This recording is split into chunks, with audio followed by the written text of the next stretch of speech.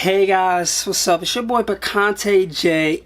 I'm tired. I'm so tired of cancel culture. If you don't know, Jenna Marbles, who is a YouTube legend, is leaving YouTube for the time being as she has realized some of her content in the past was offensive. I watched the video. I have some of my own thoughts and opinions on this video that I want to share with you guys, and I want to say shout out to Black T TV for bringing this topic up to me. I was going to watch the Jenna Marbles video anyway, but she felt as though that I should make a video talking about this, and I appreciate that.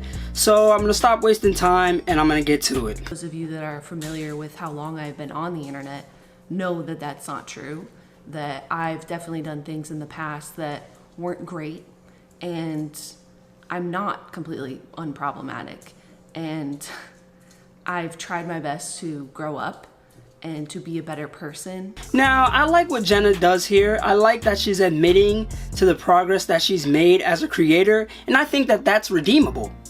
There's things in my past I'm not proud of, and I'm getting a lot of tweets from people saying, why have you privated all these old videos? And I've spent a lot of the last few days privating almost all of my old content.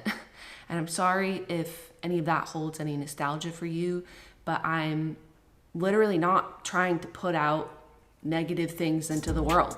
Now, I don't mind this move of privating certain videos because myself, I have privated videos in the past, and I also see it as like, if you make a tweet that you thought was offensive like 5 years ago and you delete it, then that's fine, alright? I don't see a problem with this at all. Some people might say, oh, that's just PC to delete all your old stuff. But no, I understand why you'd want to delete some of your old content. But for me personally, I haven't deleted all the videos that have exhibited problematic behavior of myself, simply because I want people to see how far I've become as a person and how far my thoughts and ideals have progressed throughout my time on YouTube, alright? And if somebody wants to be offended and bring it up without seeing anything that I've done now, then they're just being ignorant to the progress that I've made. I think there was a time when having all of my old content exist on the internet showed how much I have grown up as a person. Yeah, basically the same way I feel now. It offends them now.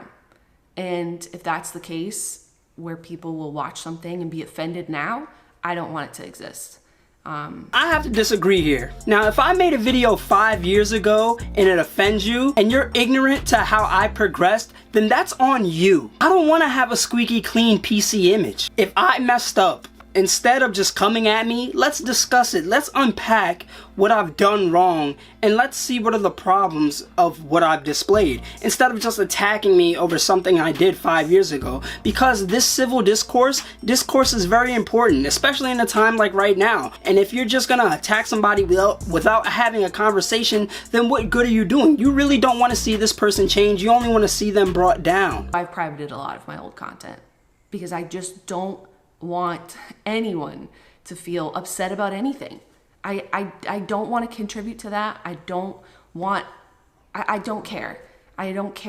I just don't care. I don't want someone to watch something and feel hurt or offended now for any reason. To me, it seems that while Jenna is empathetic to those who are offended, she also seems very frustrated at how hostile cancel culture can be. And the thing about cancel culture is that I wonder if these people who come out and try to cancel people and do these over parties have been saints all their lives. Because I guarantee you, they aren't, alright? But they don't care about that. They're trying to be holier than thou, and that just gets on my nerves. It's really easy to point the mirror at someone else rather than yourself, and the spectacle of watching a public figure or a celebrity being dragged has become entertainment for many, and I kind of see that as problematic. And I do just want to tell you that it was not my intention to do blackface. This is the end of the video where I took my wig off. People really mad about that, bruh? I've really seen white people with that skin complexion naturally. I guess people will find a way to get mad at anything. Is that people were offended and it hurt them, and for that I am so unbelievably sorry. She has nothing to be sorry about. I really don't understand. Here, hold on, let me remind you. Sorry, that was racist. I'm bad at rap songs. So as you can see, I said, hey, ching chong wing wong, shake your King Kong ding dong. Sorry, that was racist. I'm bad at rap songs. Okay, that was pretty cringe, but her lyric affirming that the line was racist immediately after somewhat makes up for it. And oh, let's not also disregard the fact that Timothy De La Ghetto, aka Timothy Chatarangsu, was literally right next to her, and at any point he could have said something about that lyric, said that, you know, that's not okay, you should omit that, alright, you shouldn't even do this bit. But he didn't. It's not his responsibility to do that, but I'm just saying, alright, if you look at it in the lens of her perspective, this one person was okay with it, and I affirm that the lyric was racist in itself. So I get, is it kind of meta? Or I don't know if that's the word I'm looking for, but you're basically realizing what you're saying is wrong within the song itself. So I don't really see that as overtly problematic at all. I used to make a lot of content about like what girls do and what guys do, and I know at the time there are a lot of people that enjoyed those videos, but I have privated all of them because I don't think that making jokes about your gender is funny. You see, now that's just lame. I will support the genderqueer/transgender community against discrimination and prejudice every single day. I will not refrain from making jokes based on gender because honestly, I don't really think that gender-based jokes are that offensive, and I don't operate on the methodology that if it offends someone, maybe I shouldn't say it. Because really, if you say anything, it could offend anyone. I don't think that gender-based jokes are offensive to the trans community / genderqueer community. If they do get offended, I would like to hear why they're offended, okay? But I haven't had that perspective, so that's why right now I'm a little ignorant. But if I can hear why those people are offended, instead of them just saying delete it, then maybe we can come to a common ground, and I would like to see where their head's at. I haven't seen anybody actually say that on Twitter or anywhere that those jokes about gender are offensive. So I think she's just kind of saving face, but we're gonna keep on going. And honestly, this whole video just shows that you cannot please anyone. So anything you do can be seen as offensive. So in my case, I try to be as non-problematic as possible. But I also know that if I do say something that's teetering on those lines, I'd rather have a discussion about it than immediately deleting my content. Another thing that I would like to address is when people tweet at me, I can't believe you'd be friends with this person or follow this person that's racist or, you know, done these terrible things. Guilty by association, and these Twitter bozos use this tactic all the time, but they shouldn't, especially when referring to people in the entertainment industry. Unfortunately, if you don't know, a lot of people who are in the entertainment industry rub elbows with each other, so there might be ulterior motives as to why they're pursuing a friendship with another person. So when people get riled up about a certain person's relationship with another, it's like they're disregarding the fact that that person is not also actively trying to tell their problematic friend that what they're doing is wrong. Basically disregarding that fact and saying, oh, you're friends with them, you're not changing their behavior, you're canceled also. But it's like, no, they could be trying to help them out. And honestly, in my experiences, I have friends who have been misogynistic or transphobic, and what I do is try to explain to them that this behavior, this thought process is not really good at all, okay? And I try to speak with them. We have multiple conversations, all right? I will not just abandon that friendship just because something that they said was problematic, all right? Because one, I want to keep that relationship with that person, and number two, I feel as though since I'm your friend, I can help you progress. And if I actually care about somebody, I'm going to help them progress in thought if I see that they have a problematic perspective on something. If they're ignorant on something, I'm always willing to try to help them acknowledge where they may have been wrong. And honestly, if somebody sees that in myself as a friend, then I welcome them speaking to me with open arms because I'm also trying to learn myself. I'm just gonna stop for now or forever. I don't know.